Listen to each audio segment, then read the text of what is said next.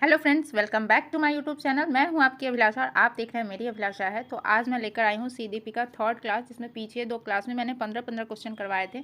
तो आज next class में ये नेक्स्ट 15 क्वेश्चन है। तो ये जो है वो 2021 वाला जो कंप्यूटर बेस्ड एग्जाम हुआ था उसके क्वेश्चन हैं, जो काफ़ी शिफ्ट में हुआ था। तो उसके क्वेश्चन है, 2022 वाले नहीं है। बिकॉज मैं सोच रही हूँ कि मैं पहले 2021 वाला करवा देती हूँ, क्योंकि अभी आपके एग्ज़ाम के काफ़ी टाइम है। तो उसके बाद मैं 2022 वाला करवाऊँगी।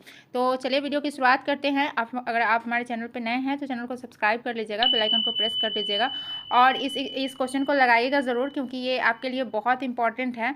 और अपने स्कोर हमें ज़रूर शेयर कीजिएगा। तो चलिए वीडियो की शुरुआत करते हैं। हमारा पहला क्वेश्चन है, रीना कक्षा में दी गई किसी भी समस्या को सुलझाने के लिए अलग अलग तरकीबों के बारे में सोचती है। यह निम्न में से किसका प्रतीक है?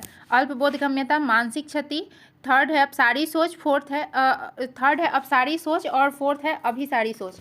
तो इसका अपसारी सोच होगा। जब किसी समस्या को सुलझाने के लिए अलग अलग हल दिमाग में आए तो इसे अपसारी चिंतन कहा जाता है। इसलिए इसका आंसर जो है ये थर्ड हो जाएगा, अपसारी चिंतन। हम नेक्स्ट क्वेश्चन देख लेते हैं। हमारा नेक्स्ट क्वेश्चन है कि कोहलबर्ग के नैतिक विकास सिद्धांत के तीसरे स्तर पारंपरिक नैतिकता की दूसरी अवस्था को क्या कहा जाता है? तो कोहलबर्ग का तीसरा स्टेज पोस्ट कन्वेंशनल स्टेज, जो कि 13 वर्ष के ऊपर के बच्चों में होता है, उसकी दूसरी अवस्था है, उसको सोशल कॉन्ट्रैक्ट ओरिएंटेशन कहा जाता है, यानी कि सामाजिक समझौते। व्यक्तिगत आधार अभिविन्यास, मतलब आप लोग इंग्लिश में याद कर लीजिएगा, हिंदी में ना अलग अलग वर्ड यूज़ होते हैं तो वो कन्फ्यूज़न हो जाता है, इसलिए इंग्लिश सही रहता है कि इंग्लिश में याद कीजिएगा ना तो एक ही आएगा वहाँ एग्ज़ाम में। तो इसको सोशल कॉन्ट्रैक्ट ओरिएंटेशन कहा जाता है, जिसमें कोई भी किशोर सोचता है कि कोई भी नियम लोगों के भले के लिए बनाए, लेकिन अगर किसी नियम से लोगों का नुकसान हो रहा है तो नियम को तोड़ देना चाहिए। तो इसलिए इसका आंसर ये थर्ड हो जाएगा। नेक्स्ट क्वेश्चन हम अपना देख लेते हैं। नेक्स्ट क्वेश्चन है कि एक रचनावादी परिप्रेक्ष्य में बच्चों को किस प्रकार समझा जाता है? तो पहला हमारा ऑप्शन है छोटे वयस्कों में असभ्य जीव के रूप में, जिन्हें सभ्य बनाने की जरूरत है। तो बच्चे कभी भी असभ्य जीव नहीं है, उनकी तुलना हम जीव से नहीं कर सकते हैं। थर्ड है अपने पर्यावरण को समझने की जिज्ञासा लिए हुए निष्क्रिय प्राणी के रूप में। तो बच्चे कभी भी निष्क्रिय नहीं है। तो इसका फर्स्ट आंसर हो जाएगा, क्योंकि एक रचनावादी परिप्रेक्ष्य में बच्चों को नन्हे वैज्ञानिक या नन्हे वयस्कों के रूप में समझा जाता है, क्योंकि एक रचनावादी परिप्रेक्ष्य का मतलब है जब शिक्षार्थी सक्रिय रूप से स्वयं का ज्ञान का निर्माण करते हैं। तो इसलिए इसका आंसर जो है ये पहला हो जाएगा। और आप अपना स्कोर हमें ज़रूर शेयर कीजिएगा। हम अपना नेक्स्ट क्वेश्चन देख लेते हैं। हमारा नेक्स्ट क्वेश्चन है कि राजू 61 के स्थान पर 16 लिखता है और वह बी को डी अक्षरों में अक्सर भ्रमित होता है। यह किसके प्राथमिक लक्षण है? तो शैक्षिक असहायता, लेखन वैफल्य, पठन वैफल्य, स्वालीनता विकार।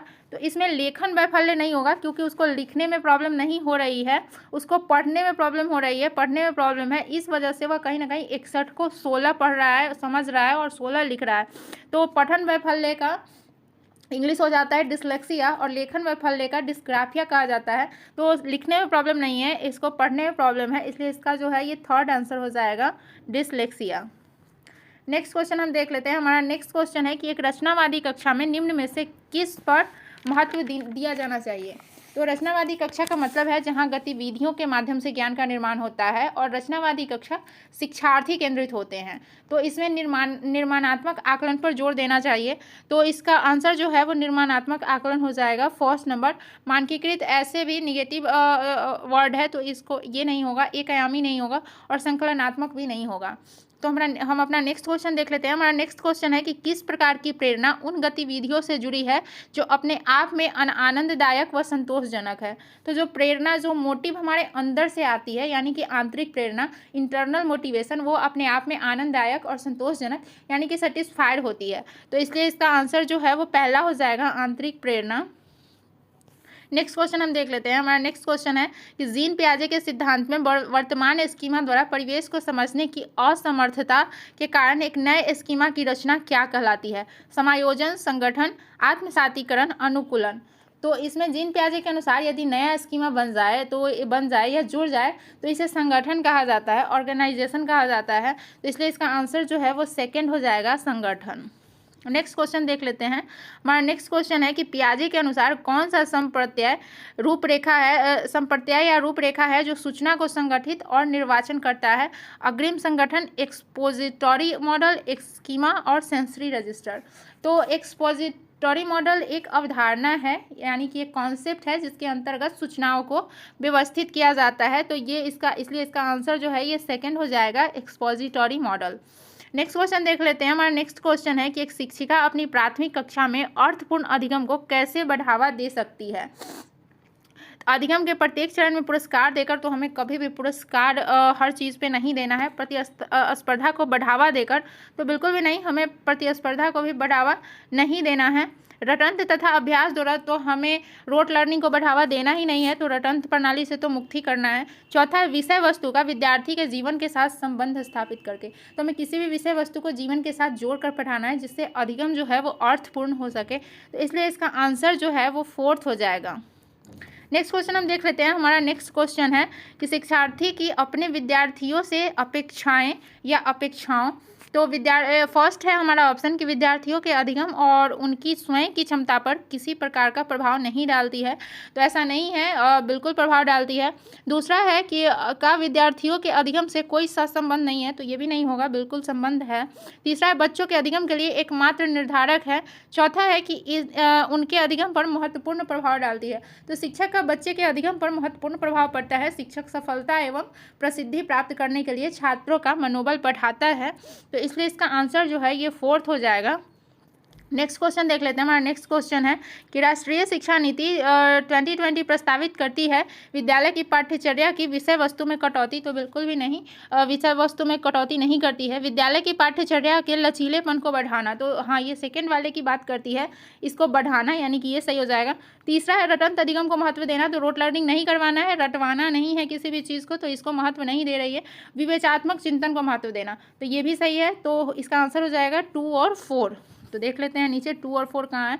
तो हमारा पहला ही आंसर है 2 और 4, तो ये वाला फर्स्ट आंसर हो जाएगा। नेक्स्ट क्वेश्चन हम देख लेते हैं। हमारा नेक्स्ट क्वेश्चन है कि निम्न में से कौन सी शिक्षा शास्त्रीय पद्धति एक रचनावादी कक्षा के लिए उपयुक्त नहीं है। नहीं है, जैसे यहाँ पे आप नहीं पढ़िएगा तो इसको ना थोड़ा सा ज़्यादा गौर कीजिएगा। तो रटंत एवं पुनर्स्मरण, तो यही हमारा पहला ही निगेटिव लग रहा है, क्योंकि क्वेश्चन निगेटिव है तो इसका आंसर भी निगेटिव होगा। दूसरा है प्रयोगात्मकता, तो बिल्कुल भी नहीं। बहुआयामी परिप्रेक्ष्य का प्रोत्साहन, सामूहिक सहयोग, तो ये तीनों ही पॉजिटिव है। निगेटिव जो है वो हमारा फर्स्ट ऑप्शन ही है, तो इसलिए इसका आंसर जो है वो पहला ही हो जाएगा। हम अपना नेक्स्ट क्वेश्चन देख लेते हैं।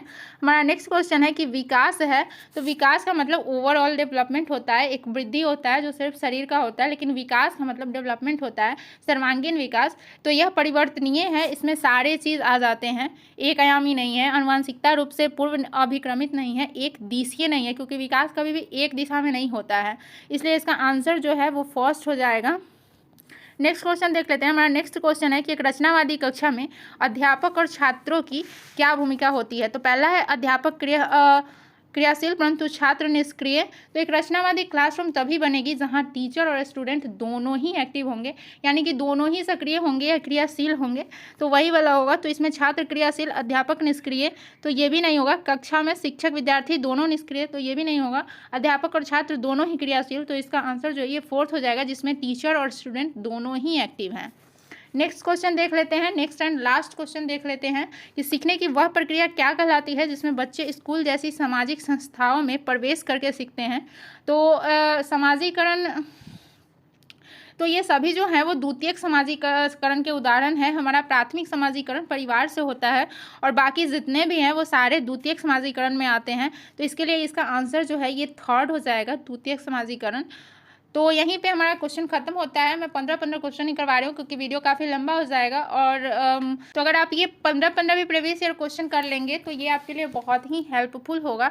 तो अगर आपने किया है और पूरा वीडियो देखा है तो अपना स्कोर हमें ज़रूर शेयर कीजिएगा। और आप जब भी मेरा वीडियो देखने बैठे या किसी का भी वीडियो देखने बैठे तो आप एक कॉपी और पेन लेकर ज़रूर बैठे, ताकि आपको अपने जो आपने प्रिपरेशन की है उसका आपको पता चल जाए कि हाँ आपकी जो है वो लेवल क्या है प्रिपरेशन की। तो चलिए वीडियो को यहीं पे एंड करते हैं, मिलते हैं फिर नेक्स्ट वीडियो में एक नए इसी के नेक्स्ट 15 क्वेश्चन के साथ मैं कल वीडियो लेकर आऊँगी। तो तब तक के लिए बाय बाय।